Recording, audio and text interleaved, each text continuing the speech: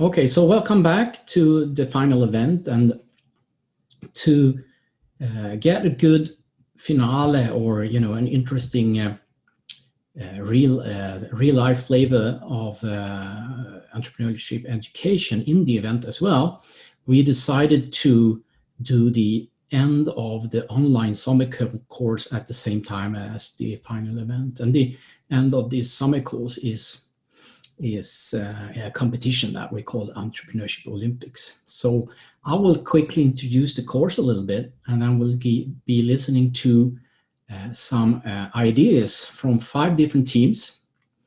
And you who are in the meeting get to be voting for which one you think is the strongest idea.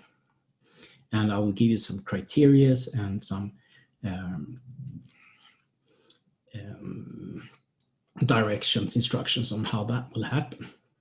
So this is the idea for the afternoon, and there's quite a few things to manage in parallel here, but I think it will work quite well. And in the end, we will have a first winning team for the first Entrepreneurship Olympics. So that will be interesting and a great honor for the team. Okay, so I will start because this is about entrepreneurial education for engineers. I will start to tell you a little bit about this course. And it started quite a long time ago. And we were planning to do a course in Aalto University, a 1-week course on entrepreneurship, and have that in May in connection to their special Aalto week, where they have a lot of events going on. And of course, as you know, it became quickly impossible to do face-to-face courses that required a physical presence. So that anyway was the starting point. So it's been going on for some time, but we had to, as they say in entrepreneurship, we had to pivot. So we had to practice that entrepreneurial skill. So some background now. Why is this not working? Interesting. Some background will be provided to you, and to give you a flavor of what the students have been going through, and that will also maybe make you even better at understanding and appreciating their ideas. So I'll slide share again here. Right, so the topic of the course, we wanted to capture a few different key learnings from the benchmark. And one learning was that we wanted to work with a challenge-driven approach, right? So having a good challenge and a problem that all the students were able to work with to get that experiential learning element into it. And we put that as the ground for all the teamwork that we were doing. And then we wanted to leverage that these students are engineering students, they're really capable and analytical, and we targeted primarily those that have already taken a course in entrepreneurship. So one of the challenges that we face who teach entrepreneurship is, given that only 20-something% have taken entrepreneurship courses when they come to us most of the time, we have to start with the first course on startup, business plan, and all that. But there's a lot more to learn. So we want to make a course that would be building on a more advanced level on that basic knowledge. And this is the result. So a strong growth ambition on unicorn creation as a challenge, and based that in the UN Sustainable Development Goals. Now, originally we planned this course with Kalle and Ilya from Aalto Ventures program, and we did some design work and some thinking and so on together, and then we had to change, as I said. And of course, there's a lot more people involved in making it happen. So here to the left, we have the coaches. So They have been advising the teams once they've been building these ideas that you will see today in their semi-final stage, semi-finished presentations. They have been seeing them and giving some feedback to the teams on how to really improve and make it tight and strong. On the other side, we have the main teachers of the course and from 3 different countries, and alternatives is both American and Swedish, you could say. From KTH, we also have Mr. Lutz Kempf, who talked about team building in the beginning, and Wim van Pittegem, who is also in the project group, talking about working online in teams and so on. So we have been trying to use the rich knowledge resources available in the network that we're in.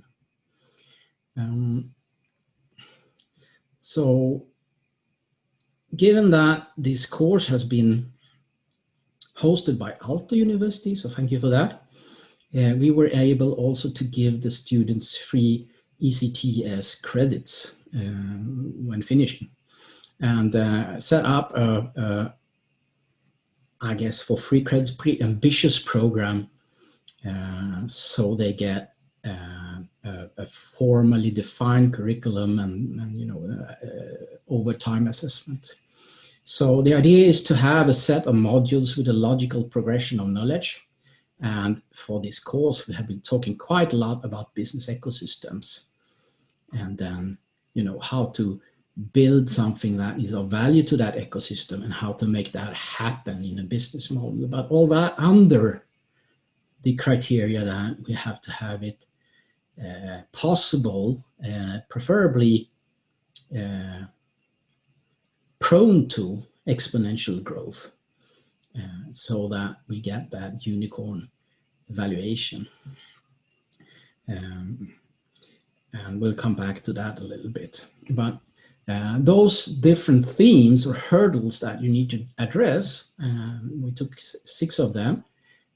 We put a module for each. And before each module, we gave students a pre-assignment, like watching some videos, answering some questions, reading something maybe, to prime them up to a level with some pre-understanding and inspiration before coming to the webinar. And that's very important, because you do some streamlining of their mindset and let's say motivation and interests just before they come in, and can take the discussion from an active level, not just starting from whatever they were doing before, but you know, they are a little bit primed and inspired, hopefully.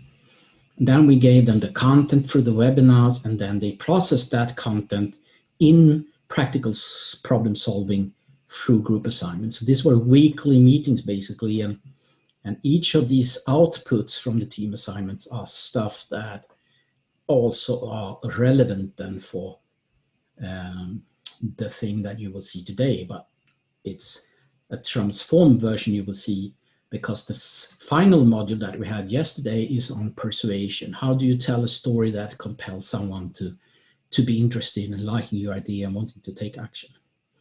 So the 7th module is supplementary or complementary to the first 6, which are very much on the conceptual things needed to build a high growth business.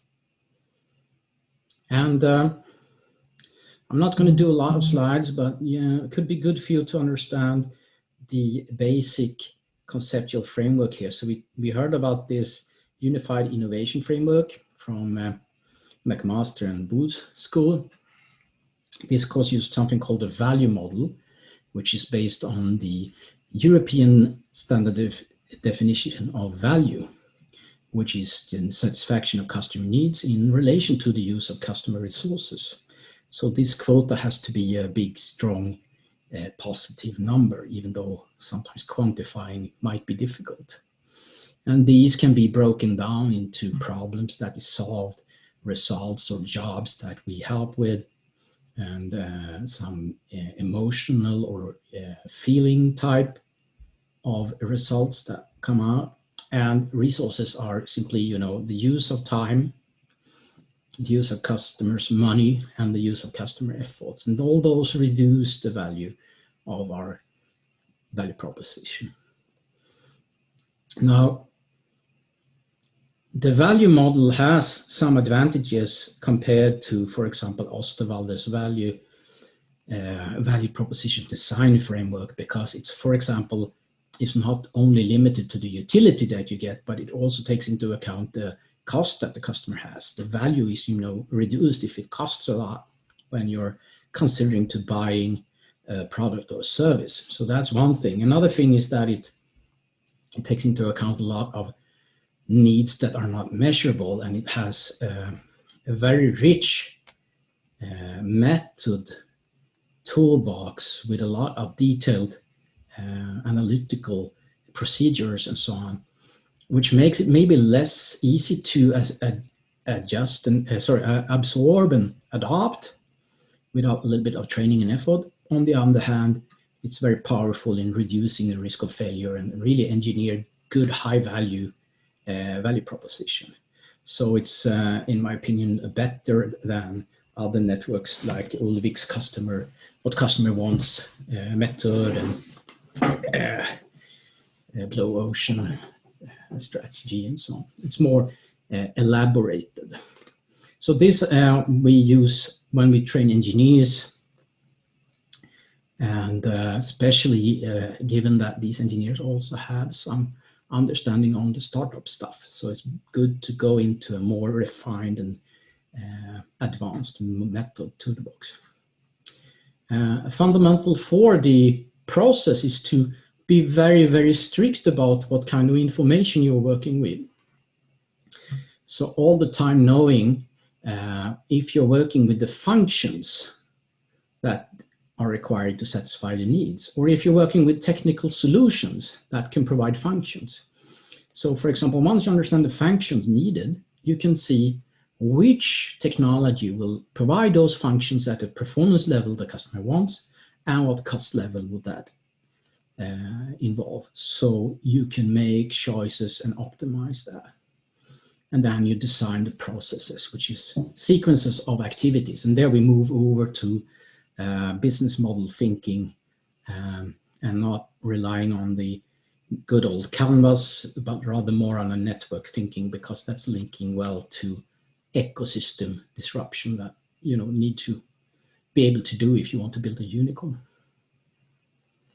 So if you take the whole course in one page, which I'll try to do now, it's about creating synergies in 5 different system levels. So the user is today employing a large number of products and services to get jobs done and needs met.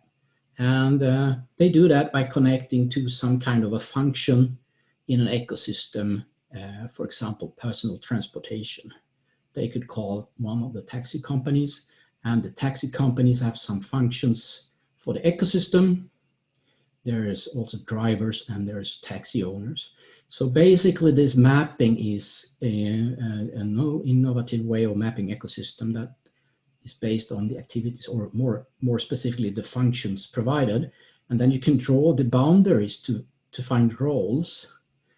But it's a good way to do it because it seems that functions are stable over time, even if the ecosystem is disrupted. What happens is that they are bundled into new roles. So other actors take over functions and change them through technology. So using resources and assets as a base is not as useful, because once you find out a new way to provide a function, all the assets of the old players are useless, but the function will still remain. So more on that if you like, but time is too short for that.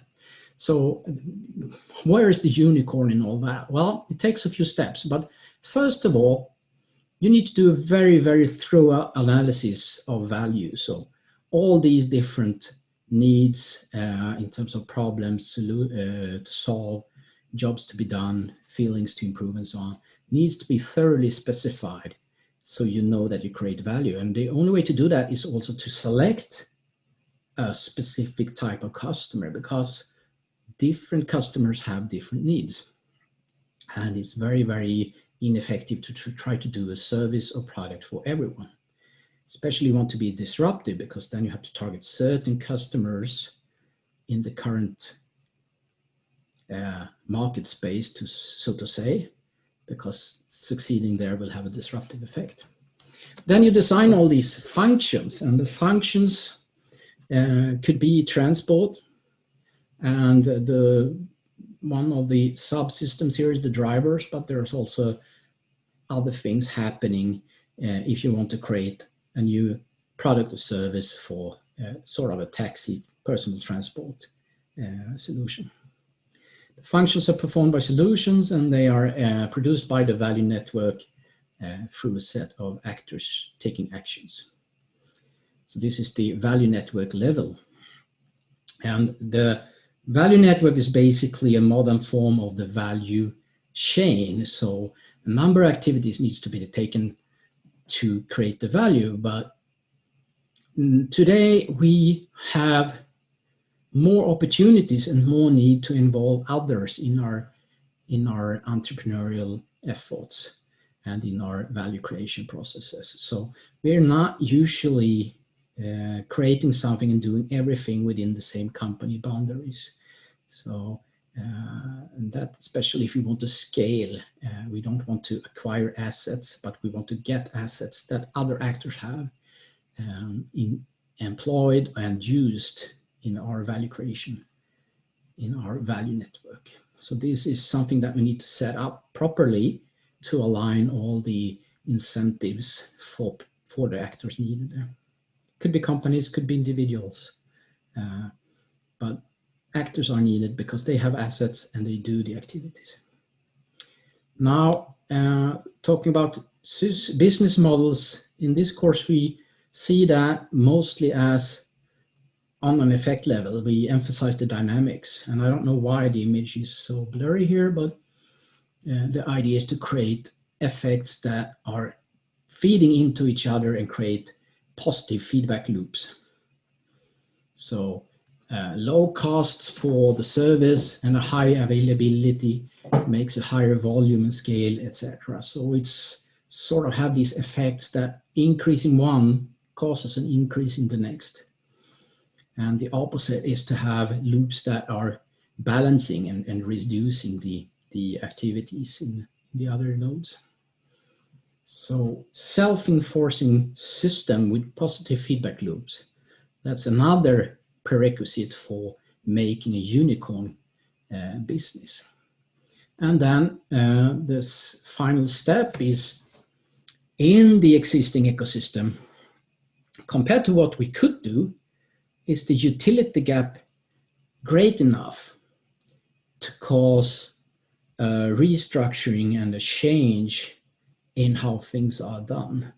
And that is when we're talking about disruptive business models. So there has to be a large unrealized value potential, and then possible to come in to do something at scale. Then we can have a disruptive effect. Now, in some exceptions, there is no ecosystem doing it when you have really a new to the world idea, but most of the time we do something today because, you know, functions are stable over time. And if we find some other way to do it, that will break through and make the old ways of doing it obsolete. It will eradicate the old company's resource-based advantages. So there we have the unicorn. So this is roughly the idea, thinking about system at each level and remove all these obstacles, all the friction, and make sure that you have self-reinforcing effects. So we'll see how the teams have been doing in achieving this. The challenges are two different challenges that they worked with. One is the standard of living sustainable development goals. I combined 3 of them into one track, you know, basically increasing the, let's say, disposable income or quality of life. And then another one is more on the healthiness and the health quality of life. And some constraints, the idea should have a high contribution to the goal, sustainable development goal. They should be having a believable chance of reaching €1 billion revenues after 5 years. Very ambitious goal, but that's just to take them out of the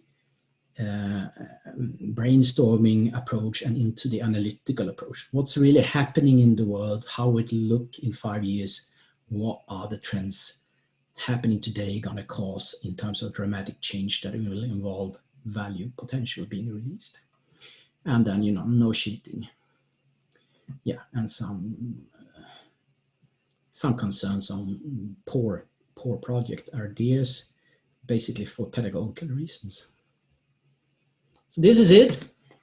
And now they have been working since June, and we will see what they come up with. And we will use these 4 criteria once they're presented to evaluate the different projects. And one criteria is to have a consonance with the market, right? So we can never make a big splash in a small pond, so to speak. We need to have a big market, and there needs to be a hunger, a need, a latent demand for what we are doing. So it's about doing the right things, fitting the external conditions, or effectiveness, creating a large effect for many people.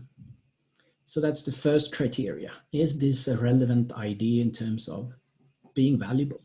Second one is that, is this idea more detailed in terms of a value proposition, a better way to do it than what customer use today? Is it better for the customer? Is it having an advantage?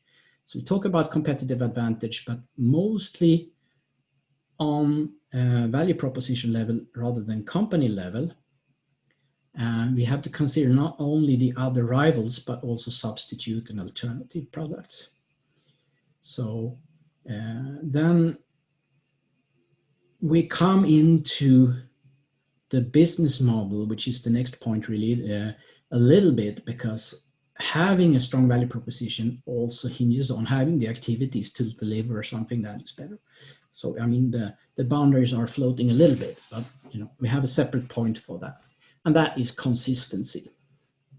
So we move into the organization, slightly more inward focus, the organization, which, probably is a multi-actor value network rather than just a firm that will be producing this. And will those different actors have consistent incentives?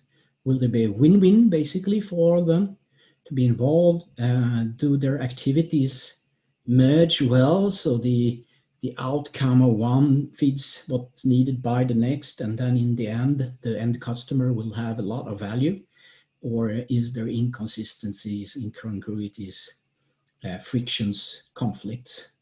We should design this to be a smooth working machinery. That's why you have this machine icon representing this. So this is about doing things right, doing them the right way. And then feasibility is more on, is it believable, given the idea and how they thought about doing it, that this could happen? Now, there's no such thing as a problem-free business idea, so we shouldn't be too strict here on details, but would it be possible to engage those actors needed in the value network, reasonably possible to do that without solving all the problems at this stage? Would it be realistic that the revenues, wherever they come from for this business idea, is not just slightly bigger than the cost, but much bigger? You need to have a pretty substantial margin. Otherwise, we need to do advanced calculations, and then we already had an idea that we should probably throw out. So would that profitability also stay over time when we scale up? by showing that, for example, inventory can be increased without step costs and so on. So we have the systemic aspects. Is the system fitting the external system? And then we have the internal aspects. Is the internal system producing the value proposition in a good way? And then we have more on the realist side. Still, you know, it's more about, do they show an understanding of what it takes and have good ideas about how to do that, rather than it being of zero problems to do it. So I hope you can help me with that and help me evaluate now the different presentations that we will see. So yeah, this is how it will go. We will have the voting on a site called menti.com, and we'll use the code 4404000, and you will come up now to a page where you can vote for the first team. But first, listen to the team presentation. Then we will look at questions and answers. So when you listen, please note down. We will have open question floor. Note down if you have a question. So 10 minutes presentation, and then we have 10 minutes for Q&As. And then when they finished answering the questions, which is often where a lot of the convincing stuff come out, we will rate the idea. And then we'll move on to the next team. So there's 1 to 6, but team 2 have left a walkover for today. So there's 5 contestants. So with that, I just open the floor for questions, because I'm very excited to get going. And I know there are some really interesting ideas in there. So yeah, it's going to be interesting to see how they done it. Kent, I made you host of the meeting, so you will have to make co-host the speakers. So yes. I was informed that the first one is Benjamin. So Benjamin. If you look for Benjamin, cool. He will start. All right. Then we'll start with Benjamin and make him a co-host. Benjamin. Oh, a co-host. So Benjamin, let me know when you're starting, and I will start the timekeeping. And good luck for the first team number 1. Let's start up. Could you stop? Yes, exactly.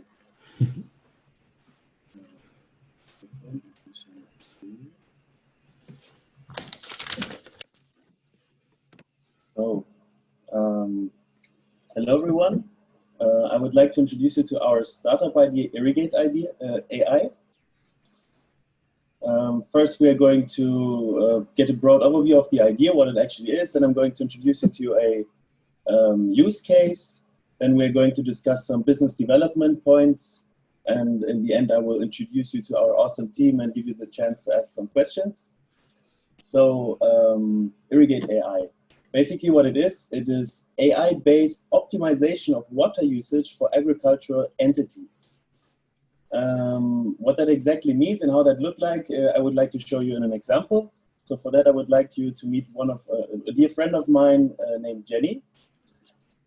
She inherited a family-owned farm. Being gentlemen, we never asked how old she is, so we just estimated she's between 20 and 35 years old. She's a digital native. She's open-minded. She wants to save her family business, and she's deeply concerned about climate change.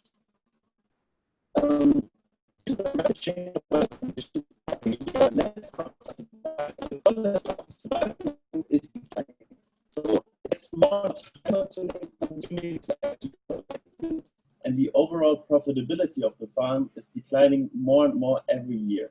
With this trend continuing, she will actually reach negative income by the next season. For her, it's actually very hard to estimate the actual water demand of the crops due to the unexpected water development of weather conditions. And this leads her to give the plants either too much or too little water, which then decreases the quality and profitability of the crops.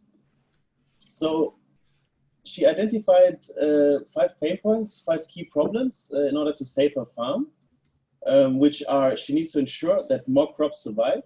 She needs to ensure that the quality of the crops improves. She needs to be able to grow more profitable crops, which that may be more water sensitive, so they have to get the exact amount of water. In general, maybe water intensive, so they might need a lot of water. She also needs to reduce the amount of wasted water, and also she needs to reduce the time she spends working per field.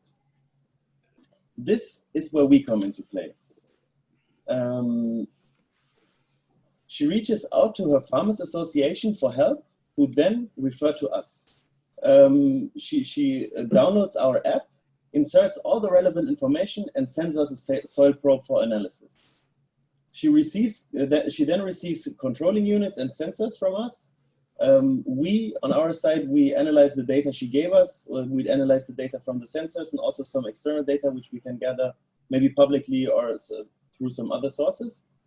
Our system, our AI models, then continuously starts to estimate the current water demand of the plants, of the crops, creates an optimized irrigation plan that could be multiple times a day, depending on how the weather changes or other external conditions are behaving. And then through our controlling unit, the irrigation will be executed autonomously. Then what's the result of our system being applied? The quality of the crops and the amount of surviving crops increases. And she also spends less time working on each field since the irrigation is done autonomously. Using our system enables a reduction of her overall water usage, which is also saving her a lot of money. She's using the saved money and the time to expand the farm by growing new water-intensive crops. Monitoring the irrigation through the app also gives her enough confidence to take her first vacation in years to a lake that incidentally was endangered a few years ago, but since all the farming communities surrounding this lake, they are all using Irrigate AI, and the water consumption could be reduced drastically and the lake could also be saved. Then she becomes an active member of the Irrigate AI community and gets in contact with universities, researchers, and other entities for professional advisory in exchange for her field data. After a few years, she's leading her country's leaderboard, which is then rewarded by some government incentive. The government incentive depends on what they're offering. It could be tax reductions, could be other things. So this is basically what we do. And how are we going to achieve this? We have a growth strategy of broad phases. So in our first phase, which would actually start right after this course, we are going to start interviewing farmers and to get an overall knowledge about the irrigation process and the actual demands and problems. And also we would conduct a market analysis to decide on which market we would actually start testing the idea, and testing market regarding which crops we would start on and geographically in which market we would start. In phase 2, we would already create our MVP together with our customers, which we would also acquire in this phase. And also we would start reaching out to partners, which could be universities, researchers, NGOs, government organizations, and also partners regarding hardware producers.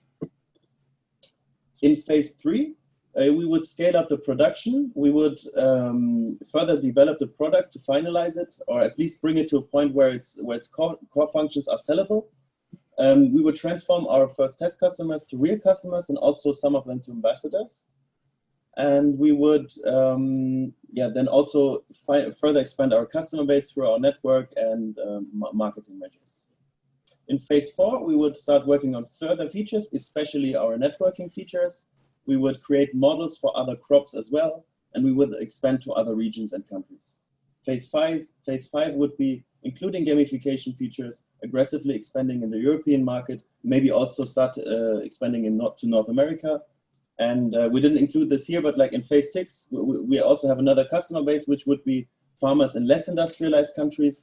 There we would form a new business department, which would focus on them because we think they have different demands and we would have to tailor our product and approach to them. So our business model in comparison might be a bit conservative. So we would work with a monthly subscription model. There would be different service packages which the farmers could choose in our app, depending on the amount of sensors, depending on the amount of controlling units, and some additional services. What could be interesting is that parts of our revenue would be donated to a charity chosen by the farmers. So when they choose a service package, they can also choose a charity to which this would be donated.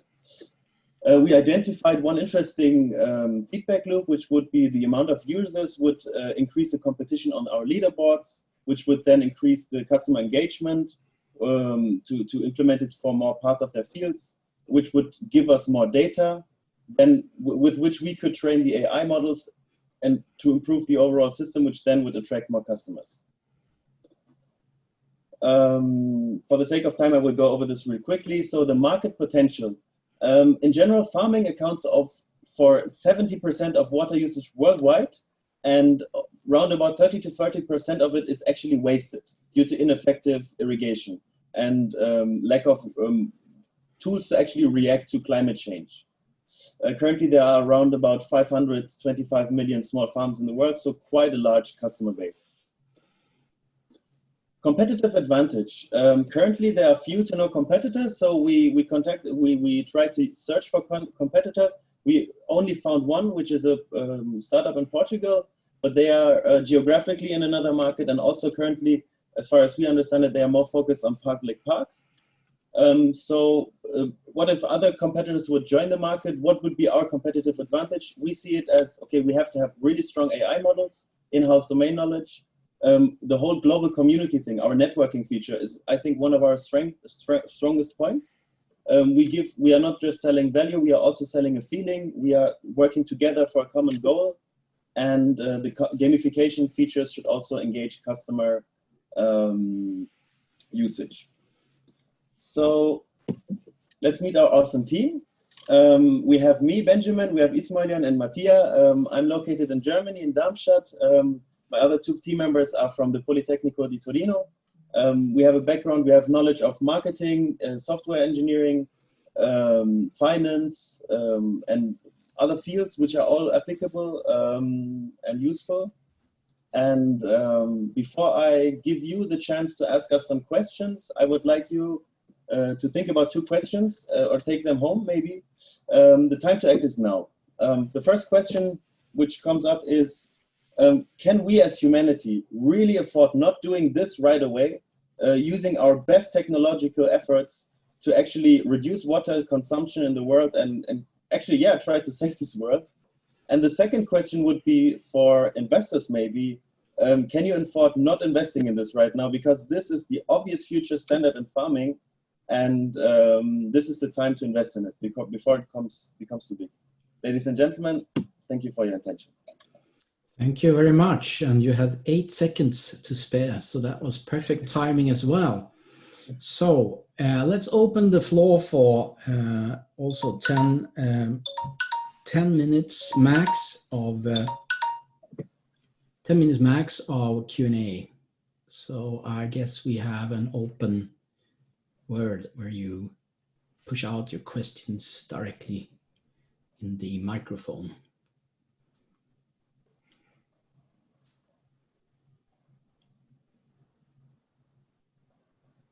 I tried to fit in the timing.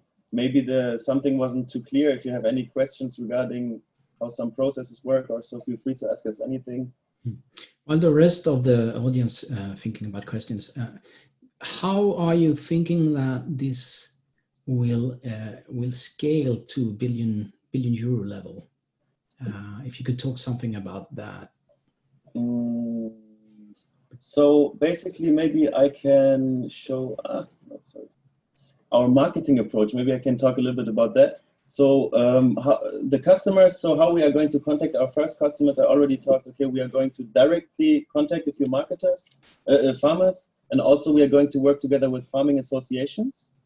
We would also like to work with an ambassador approach to gather more customers to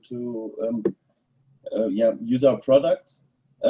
Also, I think what we also want to focus on is actually value. We want to create value. We want the results to speak for themselves. We want, that's also part of why partner corporations are so important. For example, with universities and researchers, we want them to promote maybe our product by writing some articles.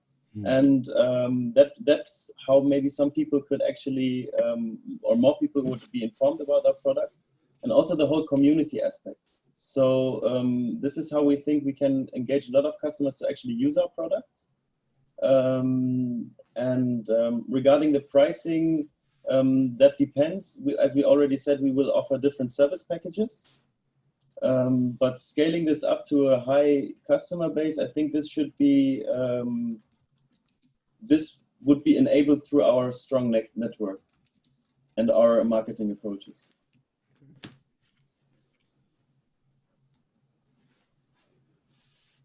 Other questions?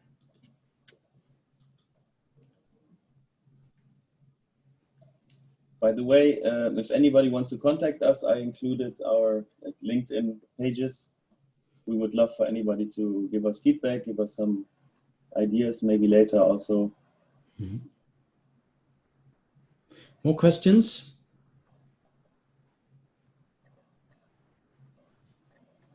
It takes some time for people to think about. Yes, there we go. I'm curious, you mentioned the German company that's doing the same thing, but they're reaching out to the agricultural clients. Sorry, I didn't hear you that well. Sorry, no. Oh, I think I've got my speaker on, so maybe. Can you hear me better now? Oh, it's way better. Okay, yeah, sorry. Okay, you're on speaker. So you mentioned that you were using, that the only other company you saw doing this was another German company based in Berlin. Did I hear that? Did I hear that wrong? No, there was a Portuguese company actually.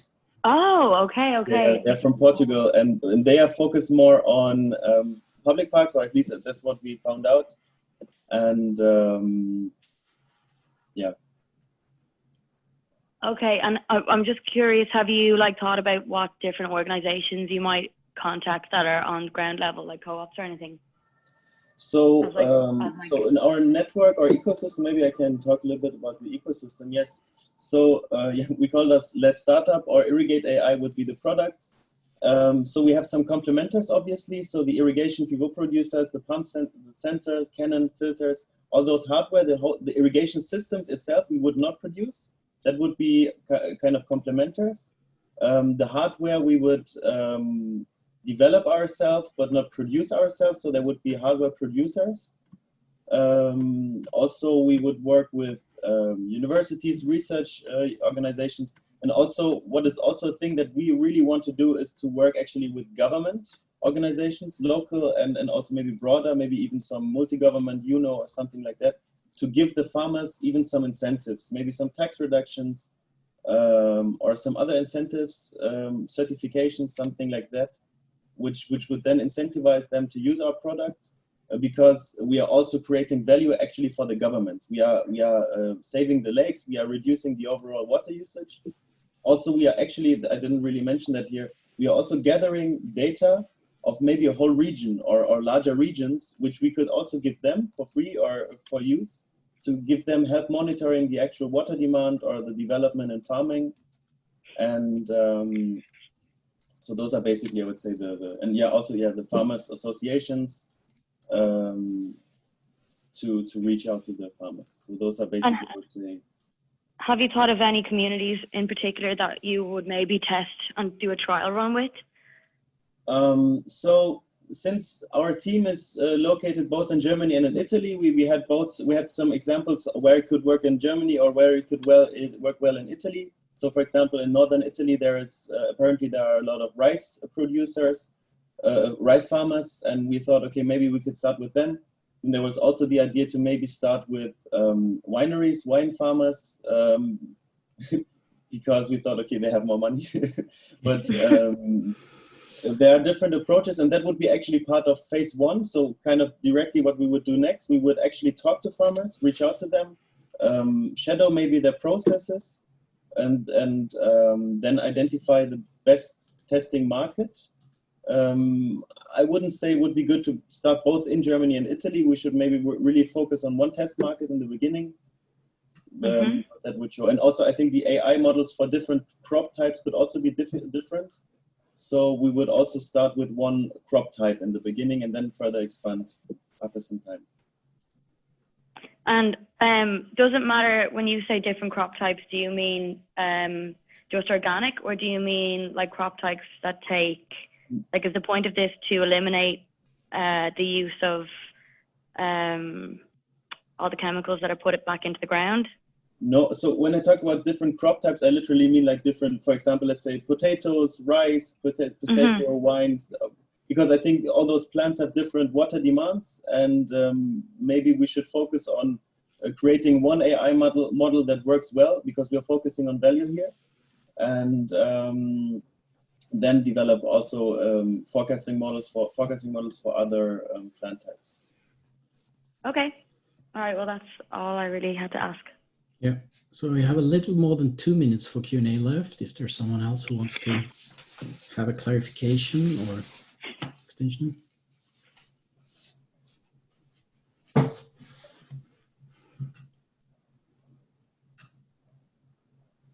Nobody has some questions. Maybe I can brag a little bit that we provided some additional slides here. So just a nice overview. Also, just to make it clear how the system itself works. So it would contain of 3 main components.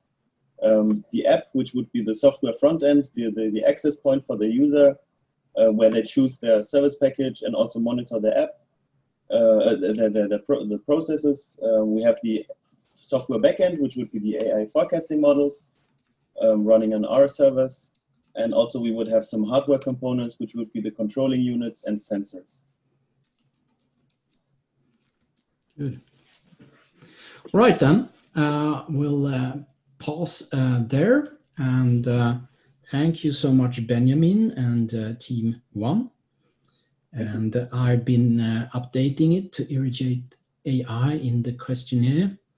And while we are preparing for the next group, which is group number 3, Laboro, we can take the voting.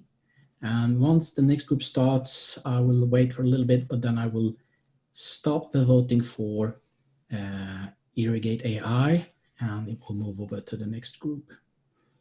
Right, so thank you so much, and thank you for good answers. Who will be the presenter for team number 3, Laboro? Hi everyone, hi Kent, I'll be presenting. Hi. All right. Let's see, I make you a co-host. There you.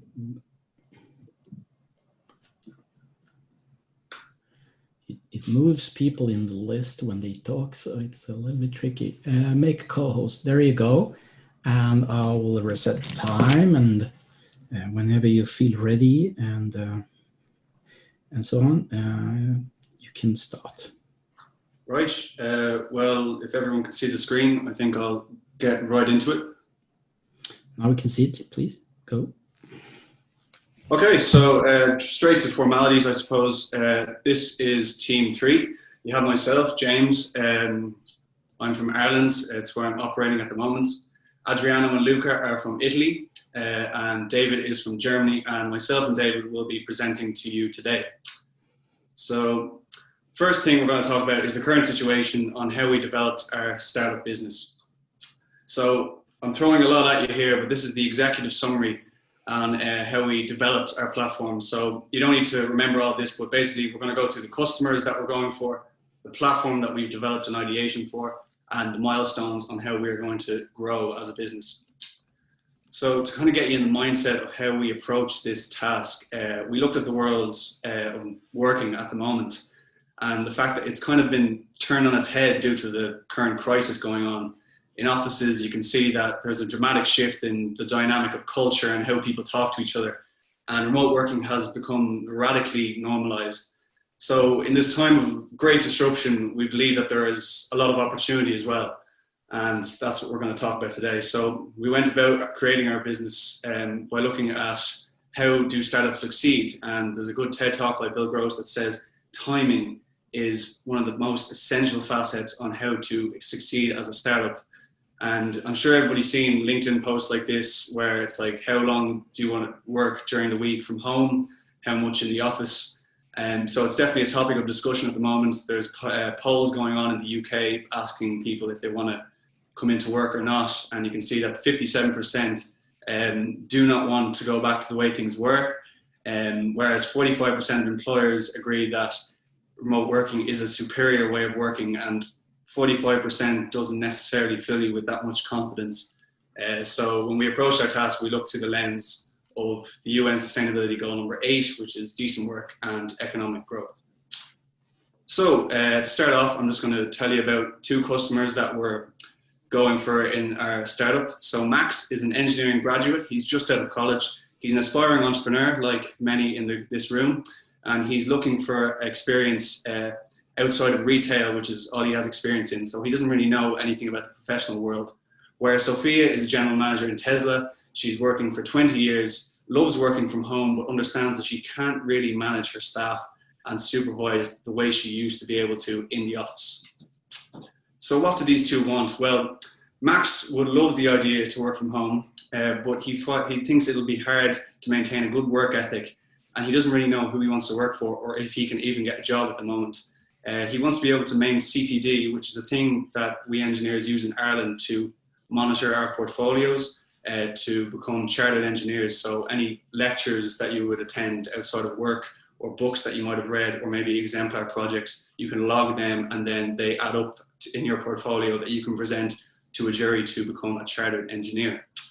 On the client side, Sophia needs people with expert skills, with credentials, and doesn't want to pay any extra money for offices that she doesn't need, that they're going to fill with 50% capacity due to social distancing. She doesn't want conflict in her teams, and she wants an overview of how everyone's working, and the ability to outsource easily to other companies without any hassle. So just to discuss where this platform will exist in the market. This is Labaro. It's going to reinvent the way people work.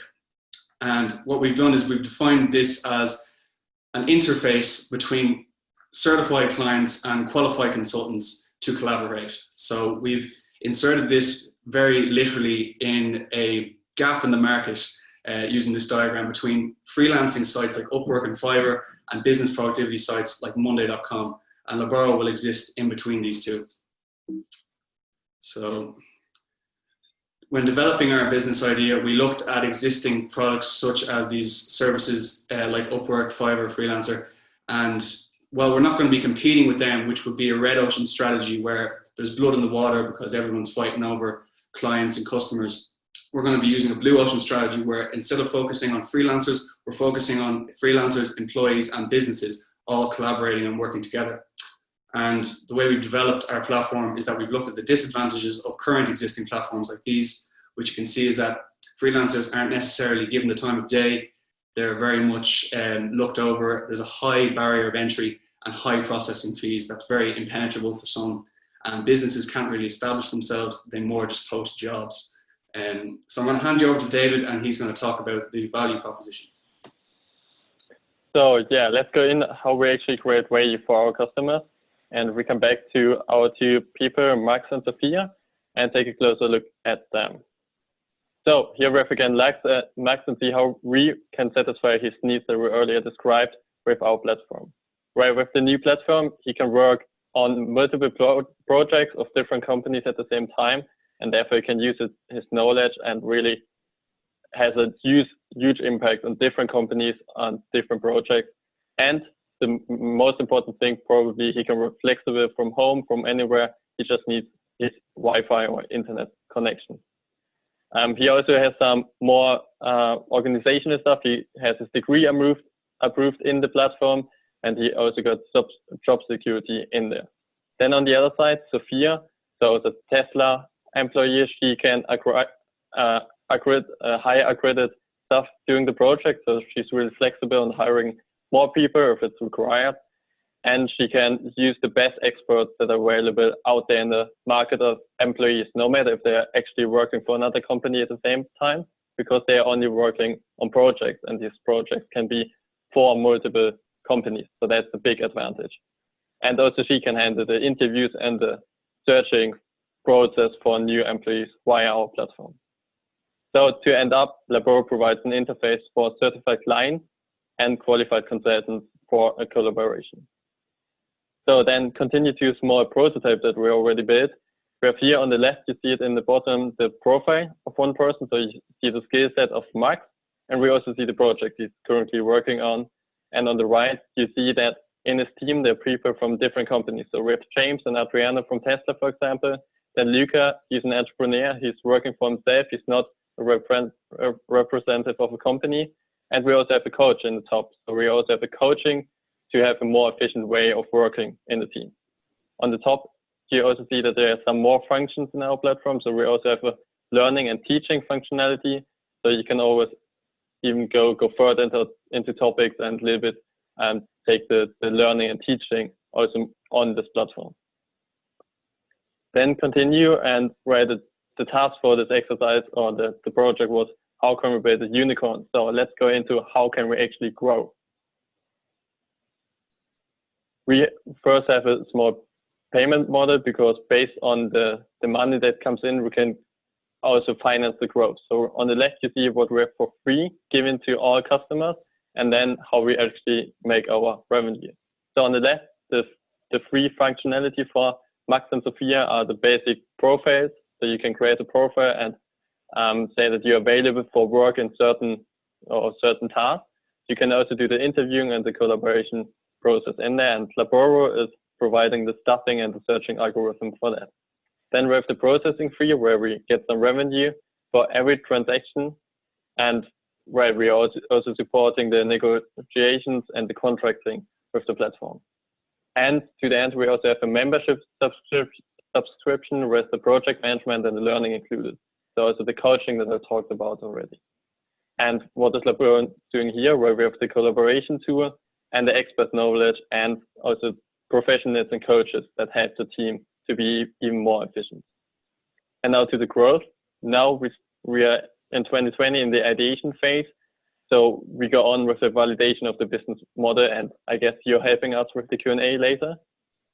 And then we go further into the creation of the algorithm, especially the stuffing algorithm is really important to find the perfect match, and then enter the market. And for the market entry, we take big companies, the segment of big companies first, because they are already experienced in working with external consultants and changing, contracting with consultants, and also changing the employees on running projects, since projects are often big and long term.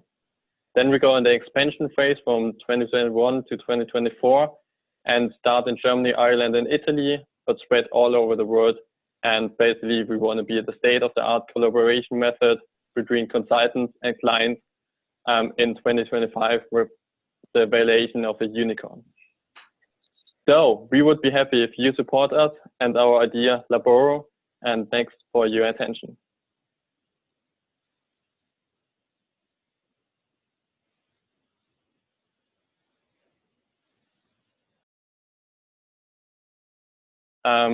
Kent, I think you're still muted.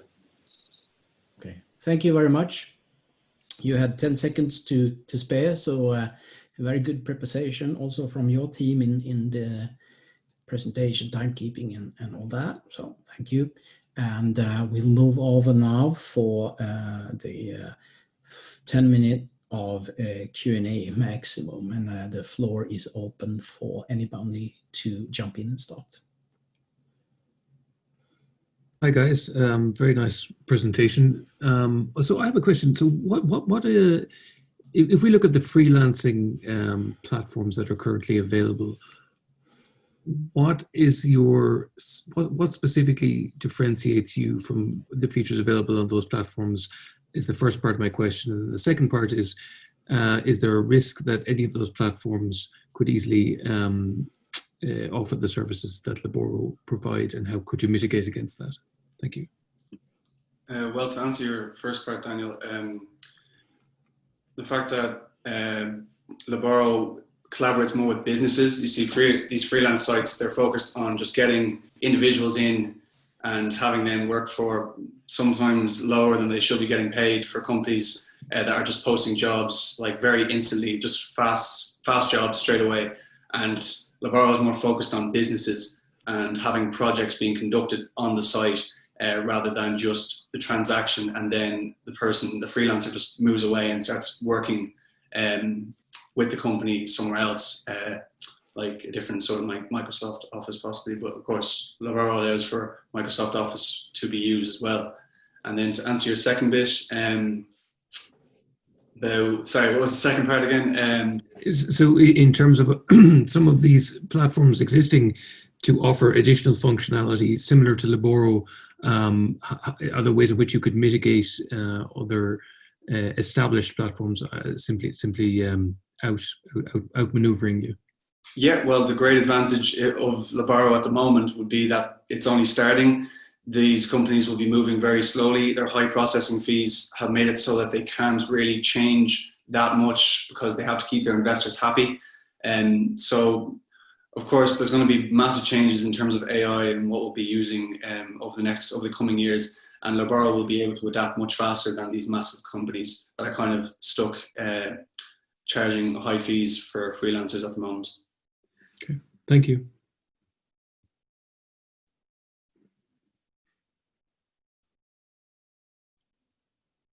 Any other questions?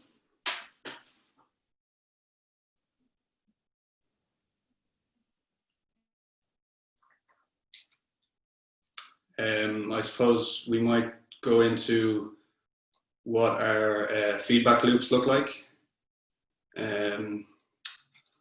So this is the kind of how people will operate. It looks a bit scary at the moment, but if you can see, there's kind of two loops where we'll be generating revenue from members and generating revenue from transactions that occur.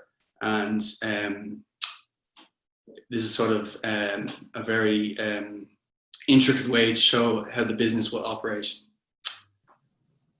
David, do you have any points to make? Well, I would like to hear some more questions, so we can also stay with the feedback loops if you want to understand how we validate that we can actually grow that fast. Do you have any questions on that? I question, it might be because I was distracted, but where are you starting and what's your beachhead point, and that you feel that you can really get especially high value and get a foothold to build from? Or is there maybe several, but the sequence here would be interesting to hear. So the market entry, if I understand it correctly? Yeah. Exactly. So yeah, market entry will go over big companies, really big companies that are used to working in big projects with lots of team members on there. And they are also used to having consultants or external workers on there. And it would be the best if we can acquire companies as the first early adopters for our platform, that are, instead of just using external workers, they're always using Labaro for getting these external workers. And by time, it can be that they not only using external workers, but only outsourcing their internal workers onto Labaro. And we are growing via this, and the big companies can therefore thrive and make our platform rise. So we have more customers on there, and we have the big companies with the platform where we can first try it and make it running. Any special sector or something or characteristic of the big companies you will start with? It should be like, in the end, we have the idea that we can have any professional knowledge on the platform. But I think for the beginning, our goal is to go with some easier tasks, probably project management, where you don't need expert knowledge, but only methodological knowledge. So it's not the sector we focus on, but the kind of task that we want to focus on, some easier and not too specific tasks. Okay. Additional questions?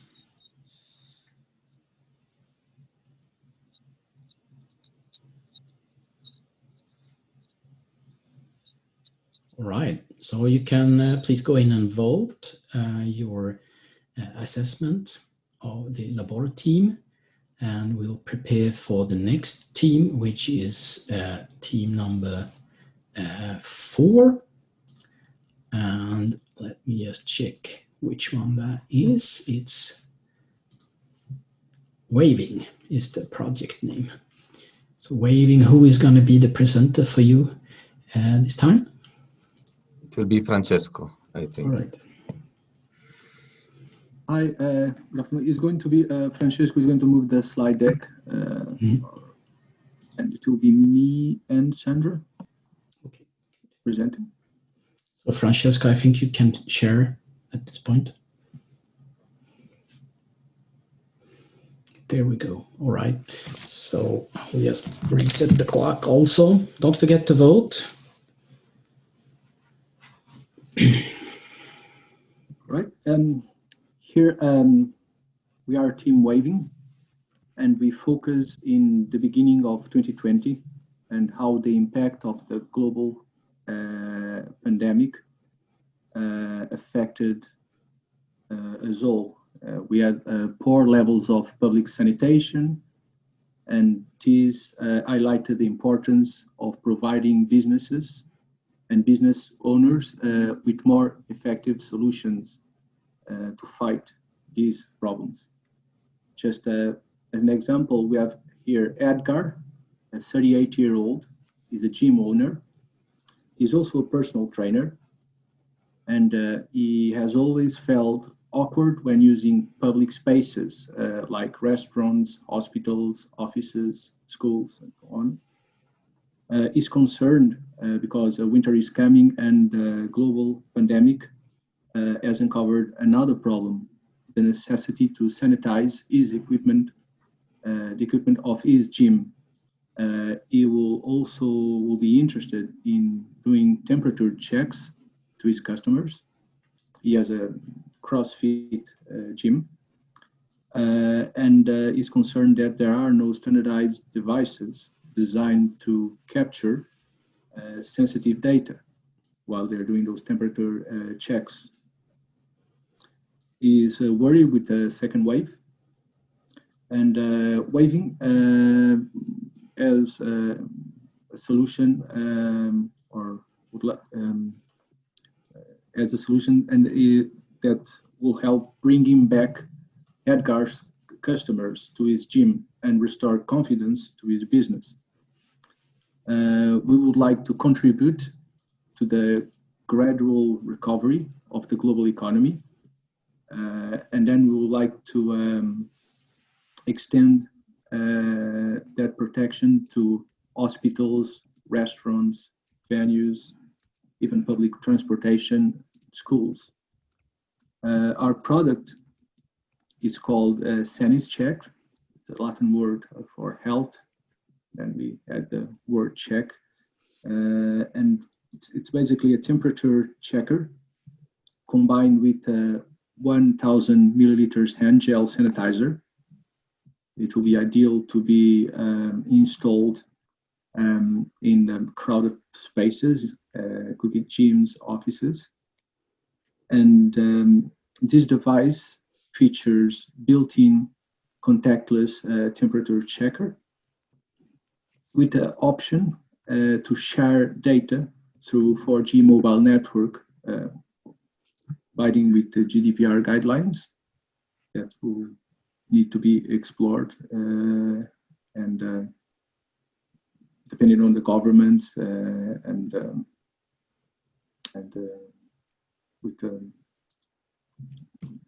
with the laws in each country that will use it. In relation to our business model, or more focus on the pricing, the units have a direct cost of 30 euro, and those will be sold at 100 euro each. Our product is business to business, and our strategy is scheming based. We start with a high price for early customers. So before we going to Edgar, we will focus on we'll focus on bigger enterprises or even governments at an early stage. We'll be charging higher prices to cover the development costs. And then we will use that same strategy to sell to SMEs like Edgar's, who is a gym owner. Then we could decrease the price. It wouldn't be like 100 euro, but for Edgar, it might go to 70 euro, but it's like a very high profile device. Also, we couldn't lower much more than that. The prices, if it starts to be produced in series, obviously then we might be able to reduce the price. This is also a value-based pricing strategy, and it is a product that is in high demand, and we seek initial funding from venture capitalists or angels investors, also to help us to improve our business strategy and to get more feedback in relation to the development of this product. I will now hand you over to Sandra, that will go through the competitors and go-to-market strategy. Thank you, Joe. Now I will continue with the competitors. The market is huge, especially in these days. But fairly recent, there are no direct competitors here in Europe. There are some competitors in Asia, located in China. However, there are still the products of single units. For example, the contactless thermometers and the contactless hand sanitizers. So our competitive advantage is the blend of over one function with the innovative possibility of collecting and disseminating sensitive data, for example, the temperature, with health organizations abiding to the GDPR guidelines. So now I will continue with the market strategy. We will start with YouTube videos, which we want to pitch directly to investors. We will also try to use storytelling. And we are also looking for the contribution of healthcare professionals to spread hygiene awareness and want to grow our brand value. We will also develop prototypes and want to do some early market validation and developing a business model which we can also show to investors so that we have a really, really good plan. Our strategy is to have a direct collaboration with the government, healthcare, schools, businesses, and the health professionals by spreading the message of social distances and hygiene awareness. So basically, the buildings in which are a lot of people going in and out will be our main group, which we want to collaborate with. So this is us. This is our team. We are from 3 different nations, from Italy, from Portugal, but Joe lives in Ireland, and me from Germany. Joe has a background in industrial design and has recently completed a PG in creative thinking, innovation, and entrepreneurship. Raphael has a background in management engineering from Turin. And Francesco has as well a background in management engineering from Turin as well. And me, I'm studying business informatics and masters from in Germany, in Darmstadt. We are focusing on applying for an accelerator program and mentoring. We are searching for an additional element. It could be a healthcare professional with an entrepreneurial skill set, and also angel investors would be really, really good for us. So thank you for listening, and we are welcome to answer your questions. Right, thank you very much. And you made it in time as well. So the floor is again open for everyone to ask questions. Hi everyone. I'm sorry, on the previous presentation I was trying to ask a question, but I realized that I was on mute and I'm wearing a mask, so you can read my lips. I would like to ask if you think that this business idea is something that is going to be used after the pandemics, or well, shortly after, probably yes, but do you think that this in 3, 4, 5 years will be all forgotten, or this will be something to stay? Thank you for your question, Joanna. I believe this is something that is going to stay, even with when it started. It just reminded us just to adjust. There were a lot of behaviors that weren't right, and that escalated to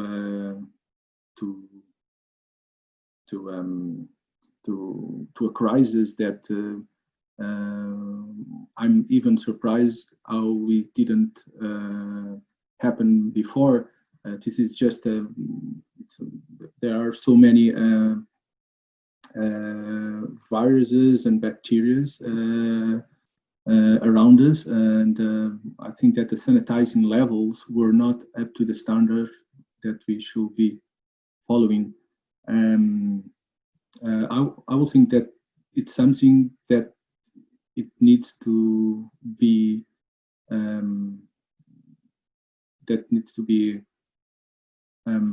absorbed with attention, and that will for sure shape our future. Even it's already affecting us in so many ways. It's obviously opening other opportunities in relation to new jobs, in relation to the way as we interact with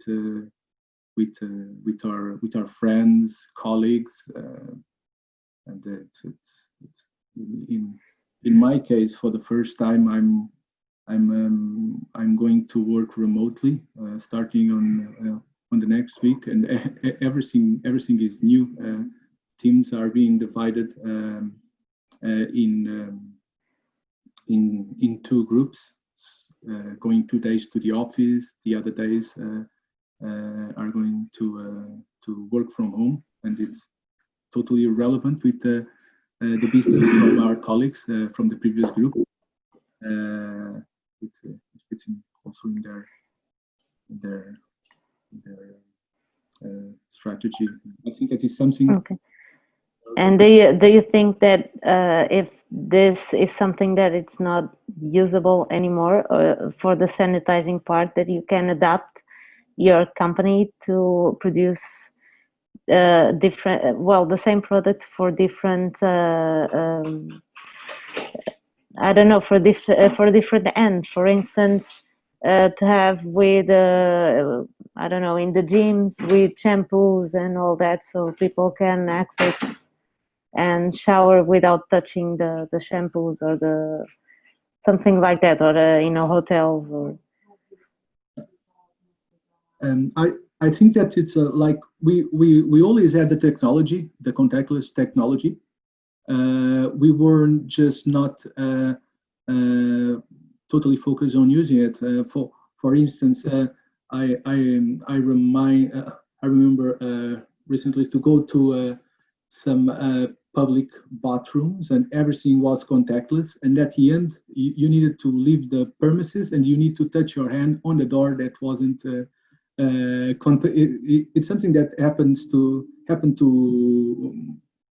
a lot of people that are here, and obviously we will feel awkward. Like 3 years ago, we knew that there was something wrong, but we always believed it's not something that is going to kill us. But there was something awkward in there. I think that we have the technology to install contactless devices everywhere. We just need to unify and to standardize that, and obviously just to try to make it as a necessity. Especially in our case, the biggest advantage will be integrating the temperature check. There are already electronic temperature checkers, but we will try to put it all together in one device on a hand sanitizer, have the temperature check, and if possible, to collect that data and try to share it. Obviously, we will need to speak with. We will need to abide with GDPR rules that are so sensitive. So it's a. Thank you. Thank you.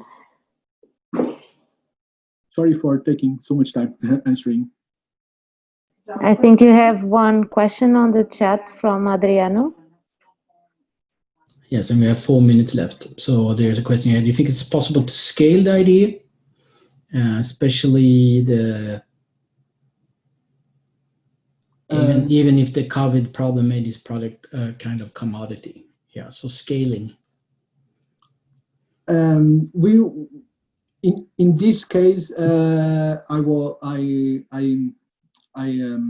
use that idea of the skimming business just to try to introduce it first.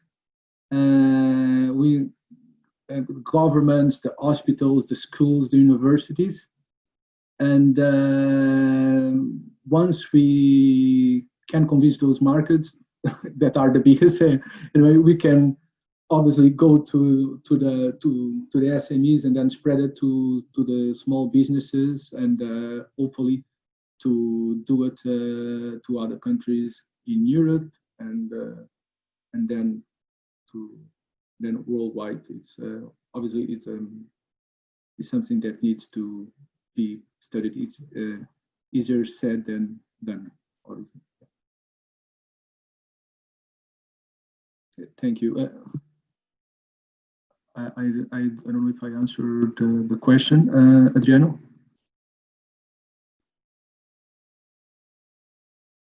And in relation to if it is a kind of commodity, I think that will be a commodity. 2 years ago will be a commodity.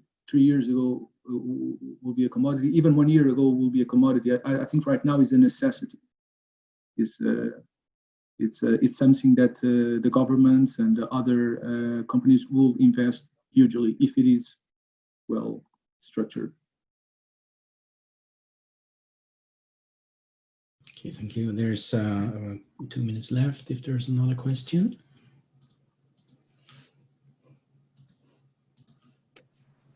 I have another question. So realistically, regarding the temperature checks, you think how willing are people going to be to let their temperature be checked and stored on a public device when right now, for example, people with regards to the Corona apps, which are on their phone,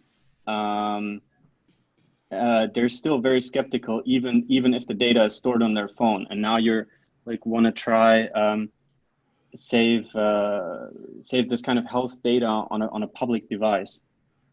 Have you thought about this?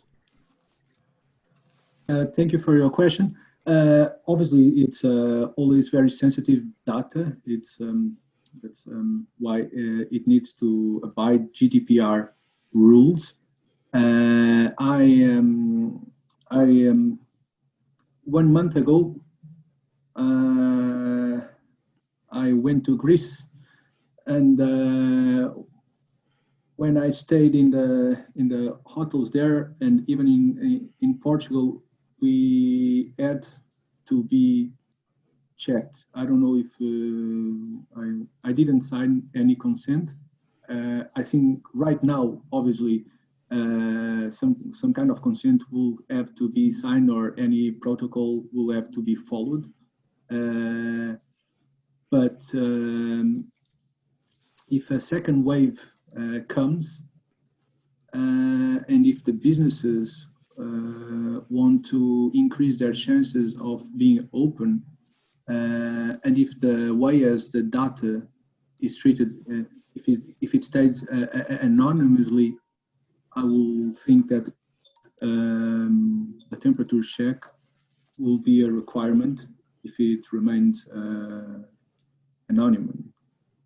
And obviously, it depends on how it will be treated. I totally understand the question and the concern as well.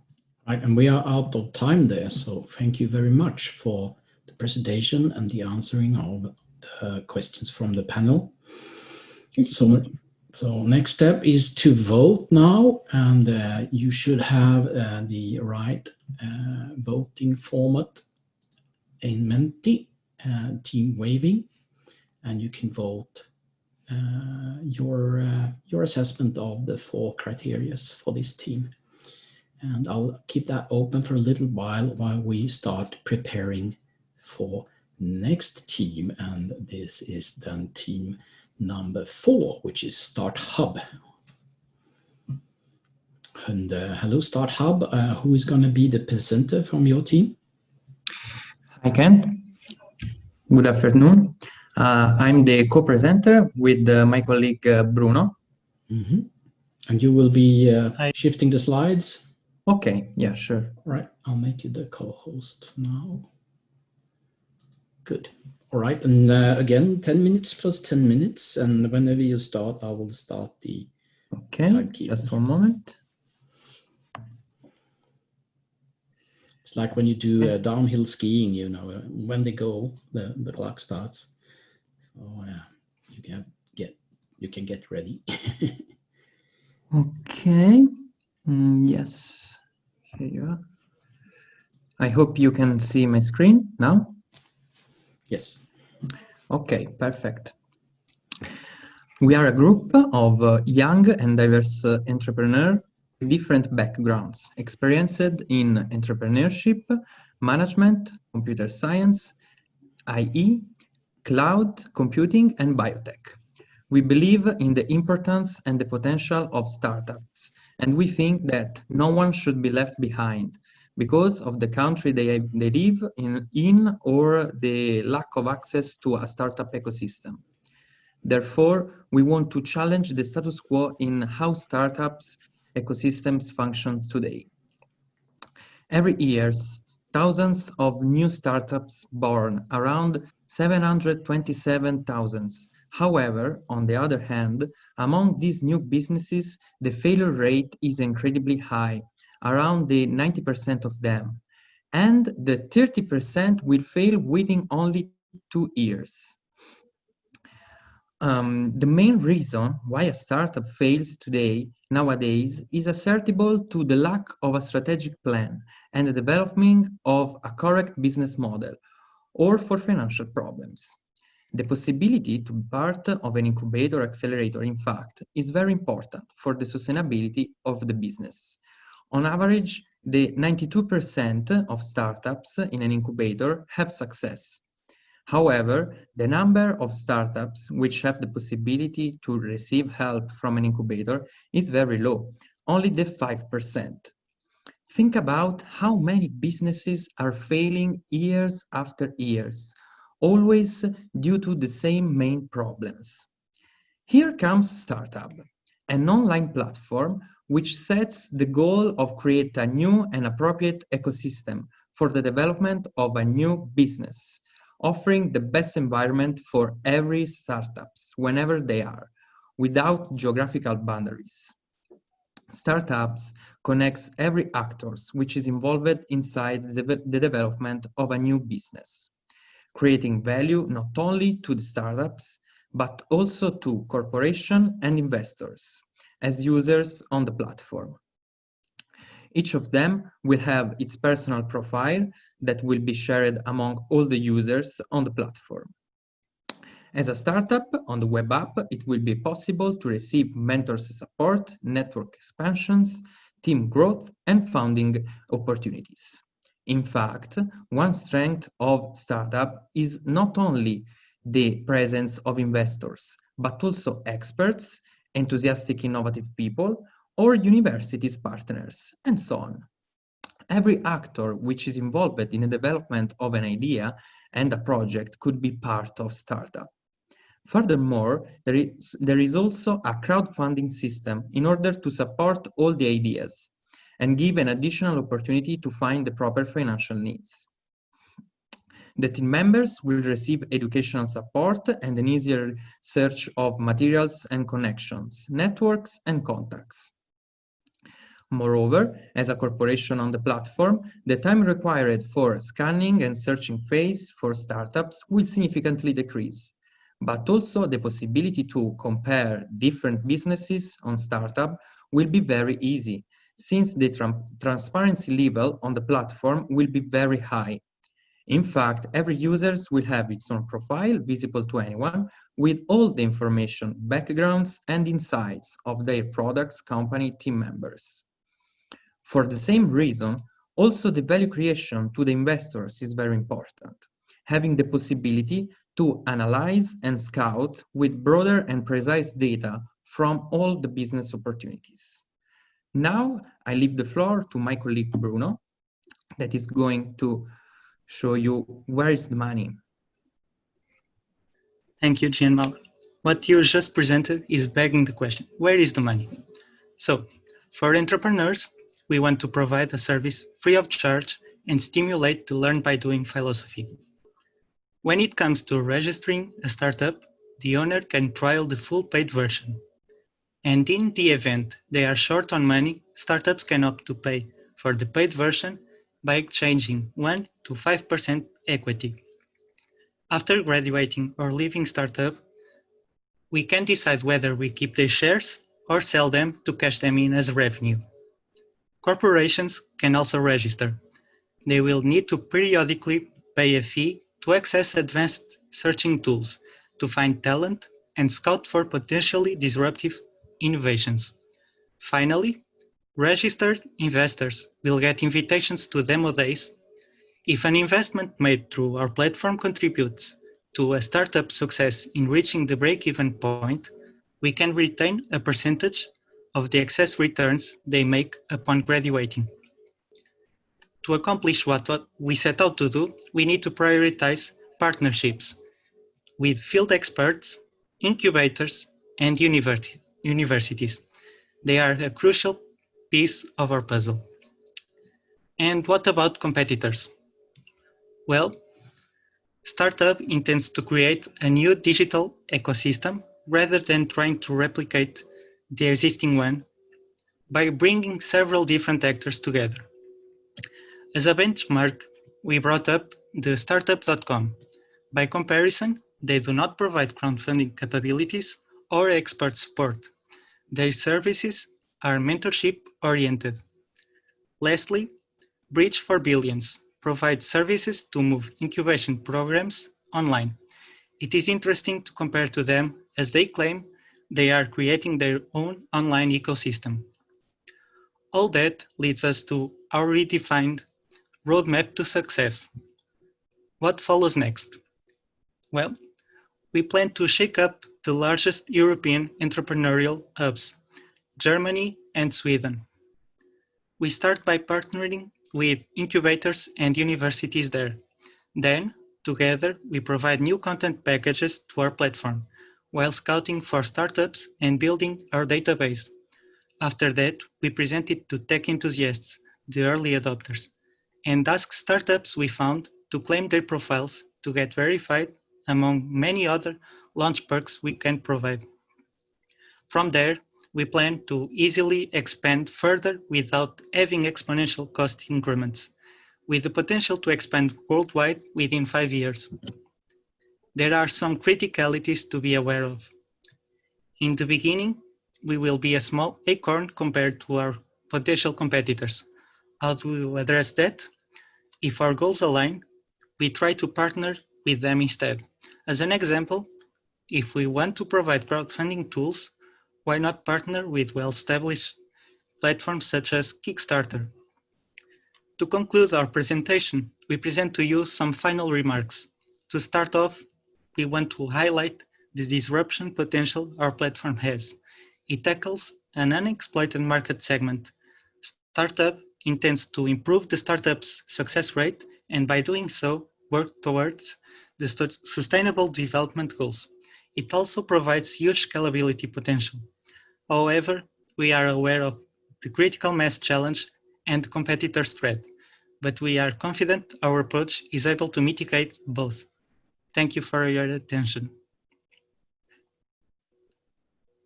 Thank you, and we are well in time, so no problem there. We will now start the Q&A as before, and we have 10 minutes maximum.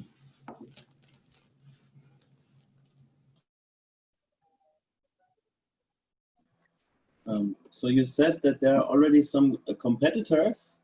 How do you think that you would get the users from, let's say, from their system or their network to use your network?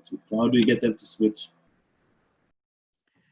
Okay, basically there are competitors, but not on the same market segment, because as you can see here, our market segment is like that weight loss, because we are approaching this piece of market that are the startup that are failing every year within 2 years, so in the very early stage. And so these startups are anywhere, so are not in an incubator or in another ecosystem, web ecosystem that could be like this competitor here, Bridge 4 Billion or the startup.com. And this is the real challenge. We want to improve, to create a very new ecosystem where all these startups that have no idea on how they can get in a right ecosystem or in a right network of contacts, or how they can reach an investors, the right investors. And so this is, I hope I answered to your question. So yeah, so basically you're saying you are addressing people who are not on those other networks yet. Yeah, exactly. And how would you contact them? Yeah, starting from Germany and Sweden with our partners, such as universities or incubators who wants to improve their work experience, like a university, or who wants to have a broader contact network, such as an incubator. And so starting from there, we will enlarge.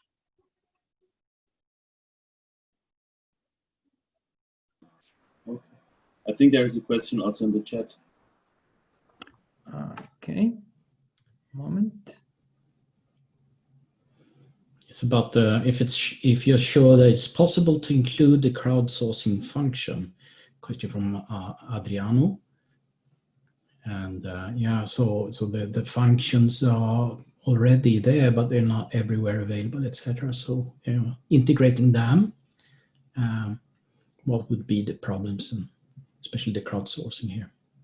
Sorry, crowdfunding. Crowdfunding. Okay. The problem with the crowdfunding could be to to be like visible to possible big actors, because this is a very big this market have a very big potential, since it's not yet used, exploited. And so big actors like Kickstarters could see our growth and think about why not, why I can do the same as them. And so we will try to mitigate this possible criticality, starting a partnership with them, and so merging our contacts with them, and not to fighting and competing, because it's obvious that we are the little fruit and they are the tree. What Gian said is correct, and besides that, it will be pretty much difficult for us to create an entire platform around crowdfunding inside our platform. Creating one platform is hard enough, so creating two, it's a challenge, to say the least. That's why partnerships are so important to our project.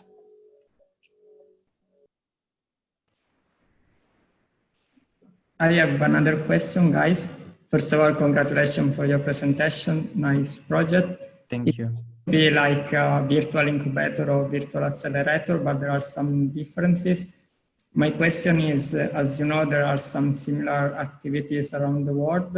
If you are thinking that it's better to specialize in one single market, for instance, right now in UK, there are a lot of incubators that are specialized in space economy, that I think is very interesting. Or do you think to be open to any kind of startup? And another question is, if you are thinking to deliver some program, educational program to this kind of startup, like a virtual class, or do you prefer just a kind of natural networking between them?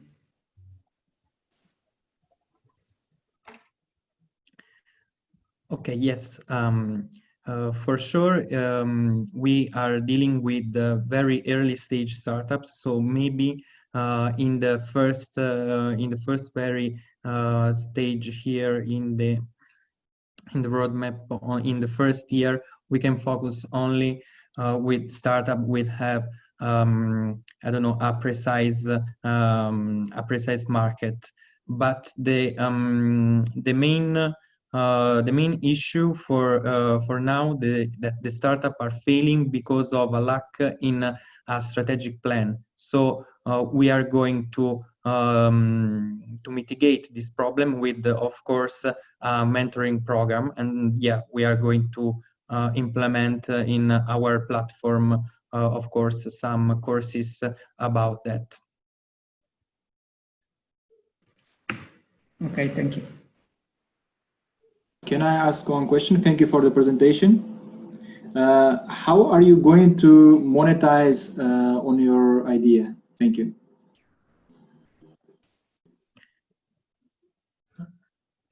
Do you want to answer, Bruno? Yes, okay. So we have several different actors, and each one will get a specific profile inside our platform. So, for example, when it comes to startups, the way we can extract value and capture revenue is by providing a paid version so they can get our full services. But we also provide a new option that allows startups that are facing financial difficulties to provide us with 1 to 5% equity of their company. And by doing that, we expect that they have success in the future. And if so, we can then sell their shares or keep them and profit from them. Another source of income that is possible to expect is from investors. We don't take any money from the subscription of investors' profiles, but if they do an investment through our platform and the startup succeeds and graduates, we can take a small percentage of the return they get upon graduating. I hope I answered your question. Thank you. Okay. And we have about 1 minute left.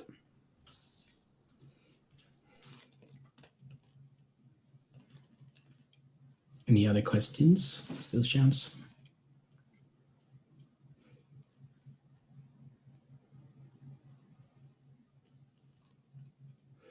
All right then. So thank you very much for Start Hub, and we'll now be able to vote for this presentation and idea on the 4 different criteria, and that will stay open for a little bit into the next presentation. And this last one is a team 6, and their idea is called Democratic Agriculture. So team 6, who will be your host? Hi Kent, I will present. I'm Greta. Hi Greta. I'll make you co-host, and thanks. Good luck. I will start time again as soon as you start presenting. Okay, can you see it? Yes. So, okay, good morning everybody, and thanks again for this opportunity. We are team number 6.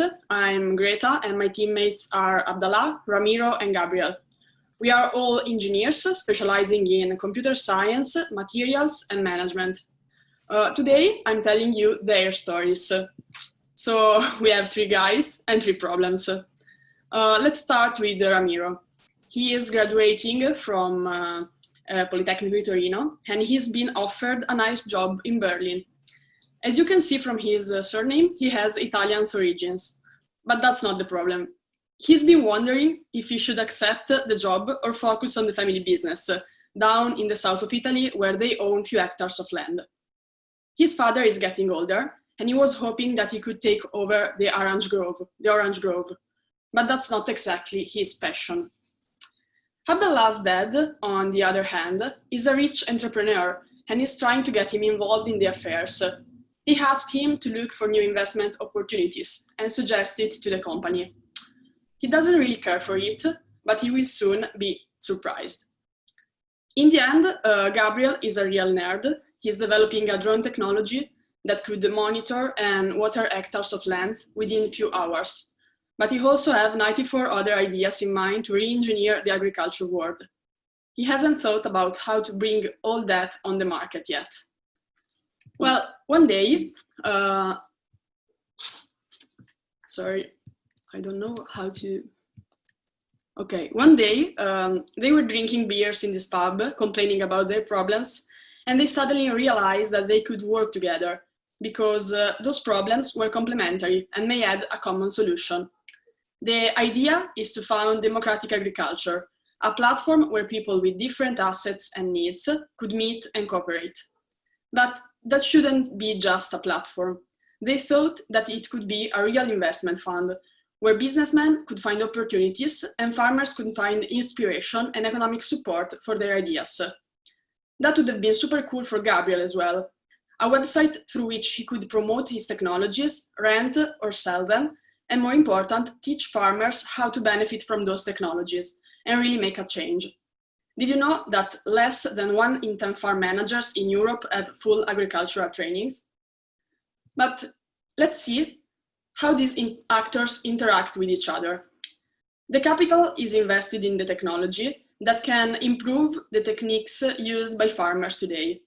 Each actor provides an asset, and they all meet in Democratic Agriculture platform, where they can add their proposal and wait for other people to share, cooperate, give feedbacks, or decide to invest. The platform will also offer consulting, training courses, and network opportunities for all the users. In order to make it work, we need something more than customers. We need partners. We need people that believe in the project. We need one more asset rather than lands and money. We need experience. We need business angels that will be a critical figure. They could look at the projects and decide which ones to help and to cooperate. They will give their time and knowledge to jump on the team.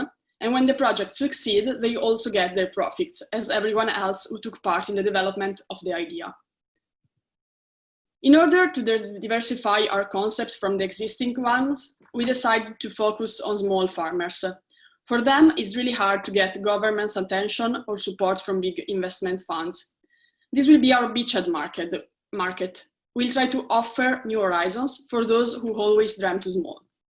Our big dream is to do our part to work on the Sustainable Development Goals #1 and 2.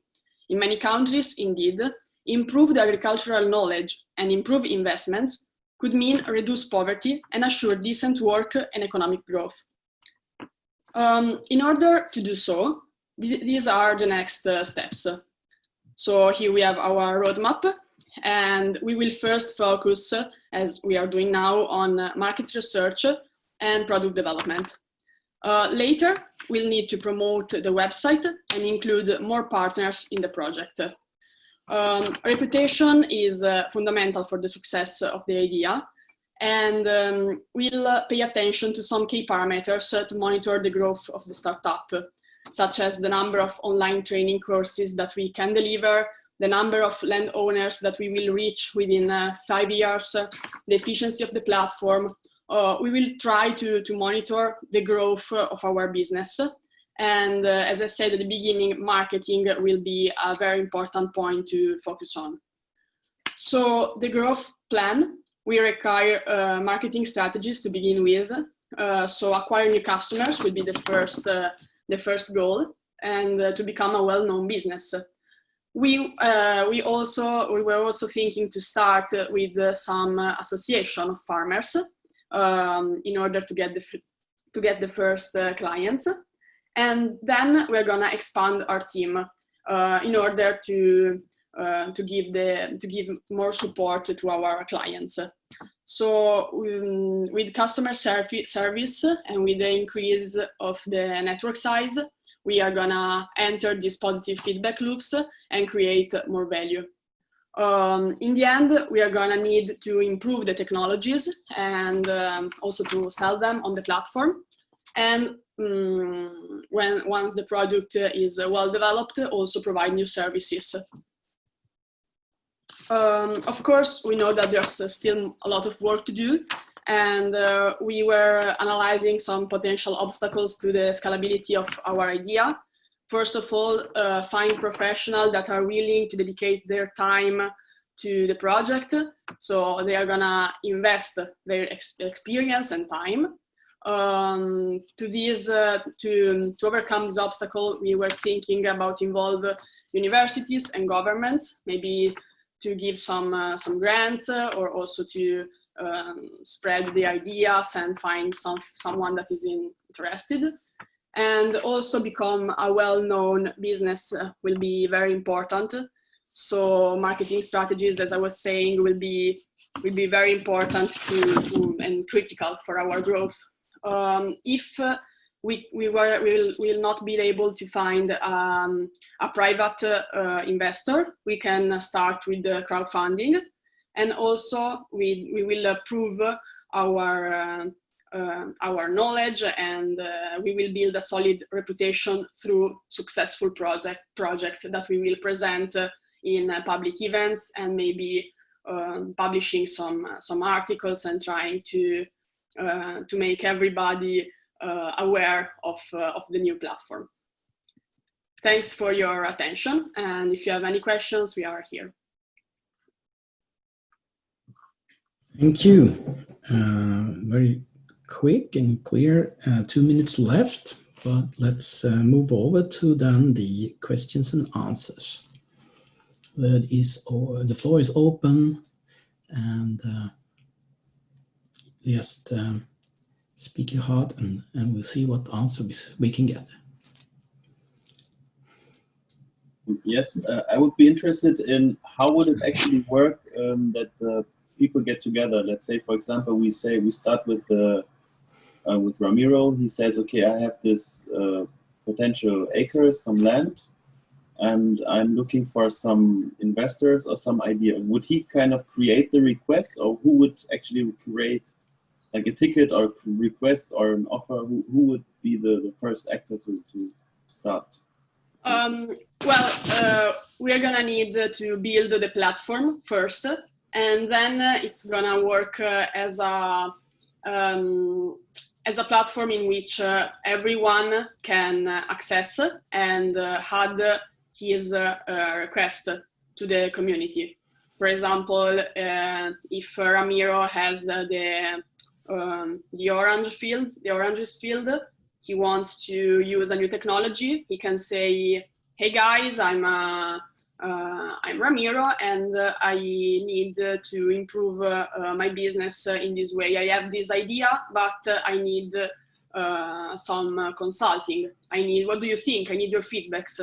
So it's gonna be a network where people can interact and add their request or also answer to others. So it's gonna involve a lot of different people, okay? And they are all gonna meet and communicate through the platform. I don't know if I was clear or. Yeah, I think that answers my question. Okay, thanks. Otherwise, there will be more questions. So. All right, good. More questions?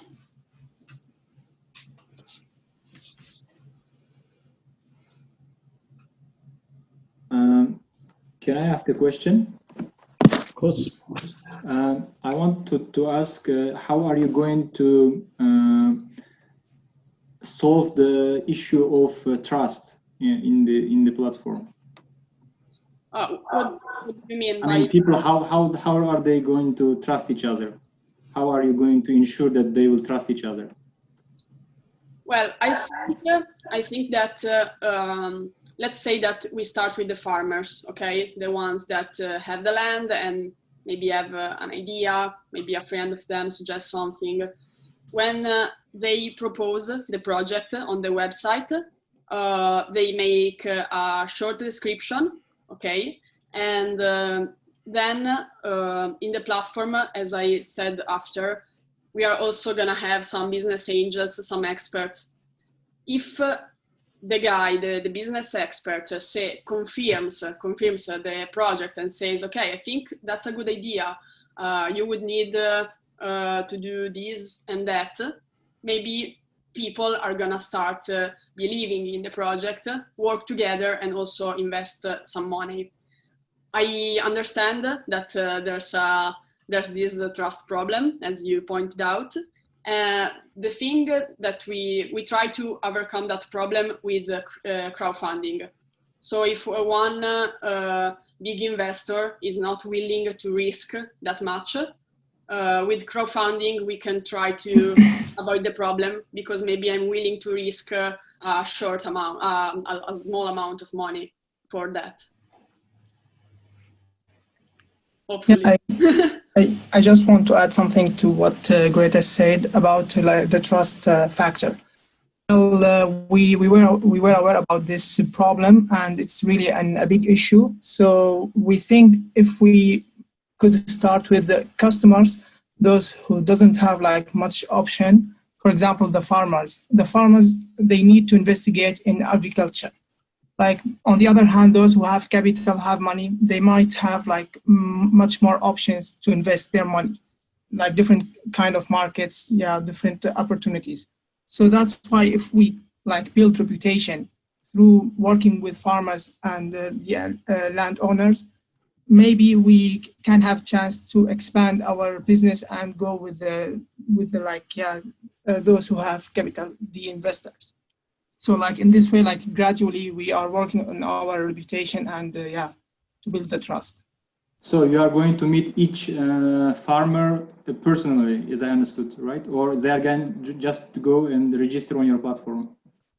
Well, we're gonna receive like their requests through our platform, and if it's like there's a need to meet, of course, but like the centralized, it will be like through our platform, like that.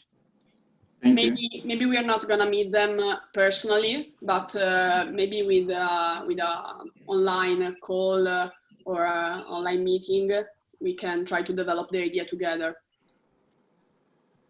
Thank you. Thank you.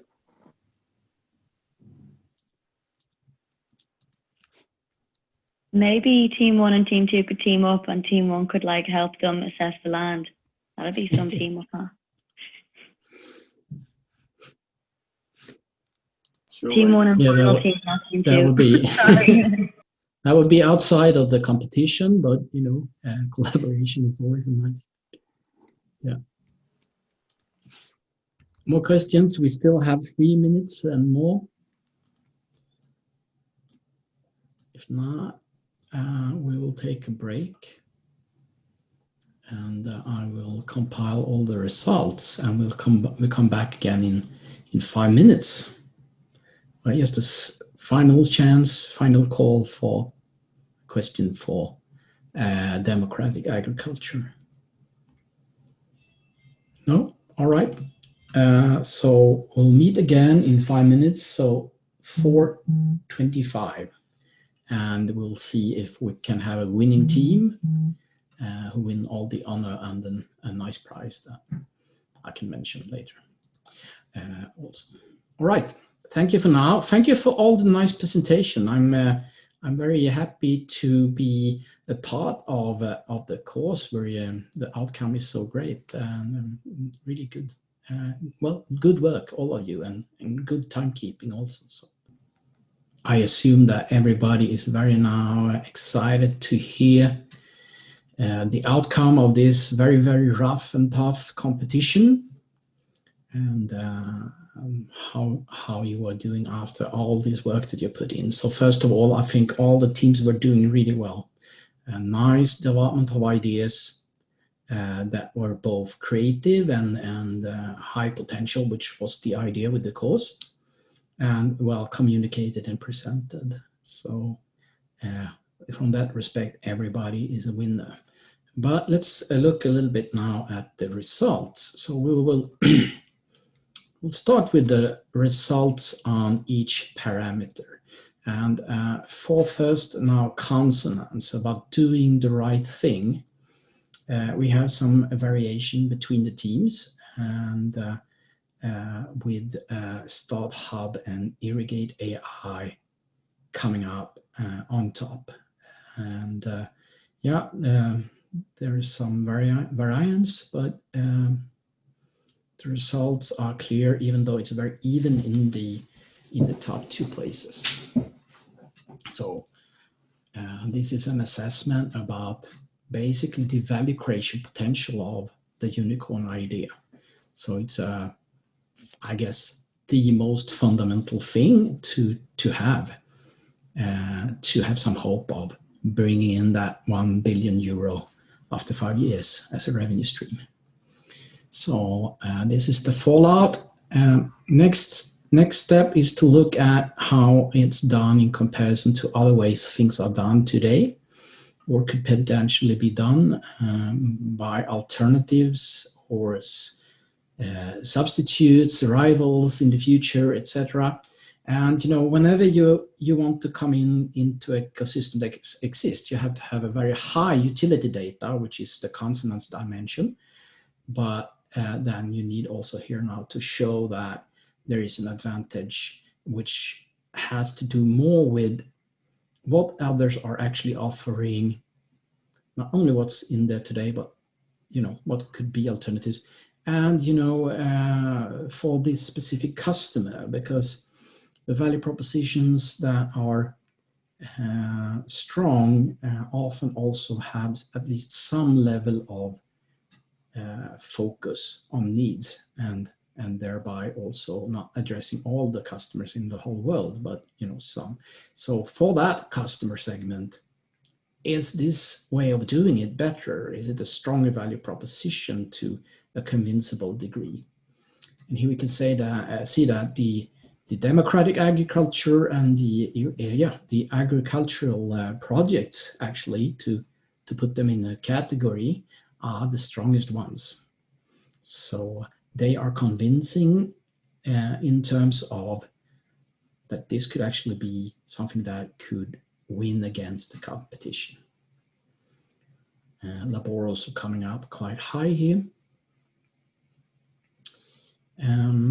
Looking at consistency, which is, you know, the way things would be done according to the proposal, and the internal fit of all the elements in the value network that needs to be mobilized to create and deliver the value that we have in this value proposition.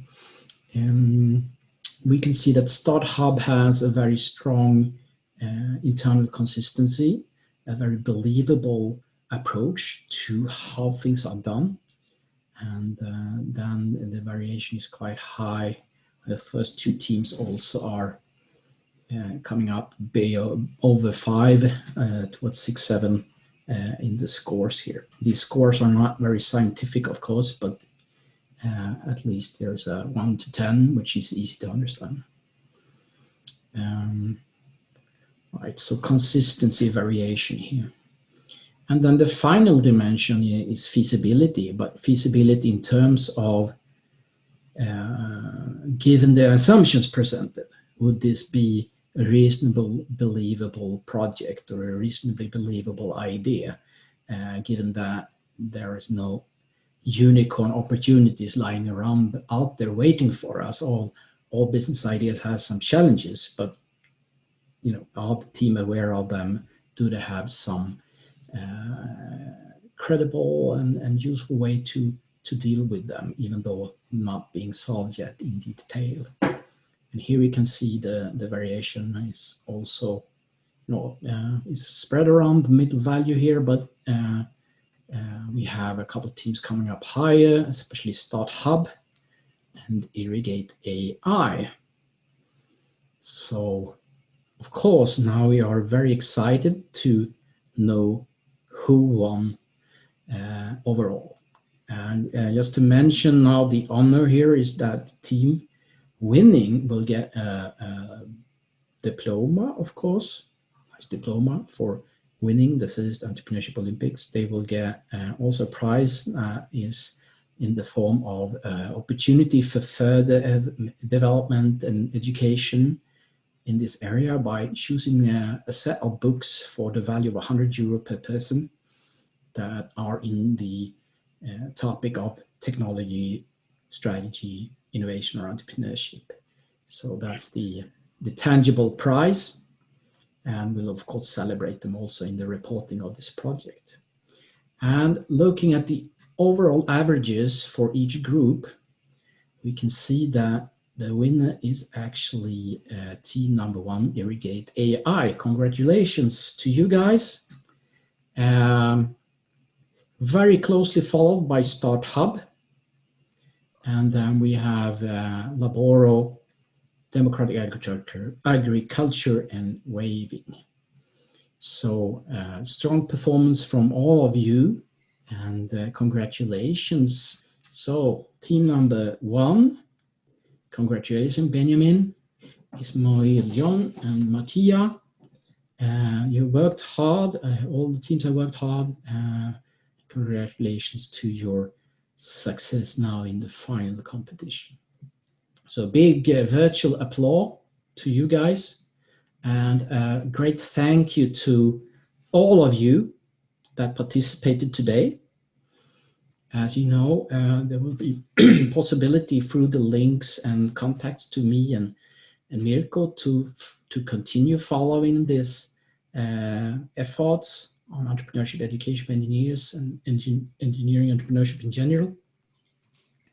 So you can follow this interest area and the topic and the efforts, and that with the Unite project, which as I understand, also will have a little bit larger group of universities connected to it. I might be wrong, but that's what I understood. Thank you for participating today. Thank you for participating in the course. Thank you to the audience, and good luck to all of you. Let's keep in touch and make entrepreneurship even better in the future. Thank you.